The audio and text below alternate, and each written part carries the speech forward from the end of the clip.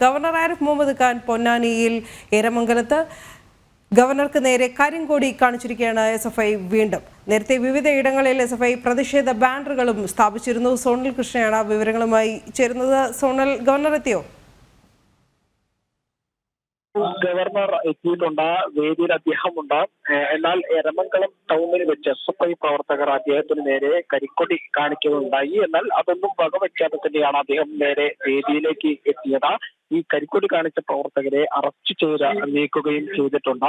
പ്രധാനമായും പറയേണ്ടത്, ഇത്തരം പ്രതിഷേധങ്ങളെ ഒന്നും തന്നെ വകവയ്ക്കാതെ അദ്ദേഹം സധൈര്യം മുന്നോട്ട് തന്നെ പോകുന്ന ഒരു കാഴ്ചയാണ് നമ്മൾക്ക് കാണാൻ കഴിഞ്ഞത്. മുൻപ് കണ്ടതും അത് തന്നെയായിരുന്നു, അത് തന്നെയാണ് ഇവിടെയും ആവർത്തിച്ചു വരുന്നത് എന്നുള്ളതാണ്. കാരണം ഈ വേദിയിൽ വിവിധ രാഷ്ട്രീയ കക്ഷികളെല്ലാം തന്നെയുണ്ട്. ഒരു അനുസ്മരണ പരിപാടിയാണ്, മോഹനേന്ദ്രൻ അനുസ്മരണ ചടങ്ങാണ്.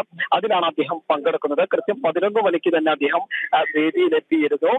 അല്പസമയത്തിനകം തന്നെ അദ്ദേഹം സംസാരിക്കും. ഇപ്പോൾ സ്വാഗത പ്രസംഗമാണ് വേദിയിൽ നടന്നുകൊണ്ടിരിക്കുന്നത്. എന്നിരുന്നാലും ഈ എരമംഗലം ടൗണിൽ വെച്ചായിരുന്നു എസ്എഫ്ഐ പ്രവർത്തകരുടെ ഒരു പ്രതിഷേധം ഉണ്ടായിരുന്നത്. അതൊന്നും തന്നെ വകവയ്ക്കാതെ അദ്ദേഹം മുന്നോട്ട് പോരുന്നു എന്നുള്ളതാണ്, അല്ലെങ്കിൽ മുന്നോട്ട് പോയി എന്നുള്ളത് തന്നെയാണ് പ്രധാനമായും പറയുന്നത്. എന്നാൽ ഈ പ്രതിഷേധിച്ച എസ്എഫ്ഐ പ്രവർത്തകരെ പോലീസ് ഇടപെട്ട് അറസ്റ്റ് ചെയ്ത് നീക്കുന്ന ഒരു കാഴ്ച തന്നെയാണ് നമുക്ക് ഇവിടെ കാണാൻ കഴിഞ്ഞത്. ശരി.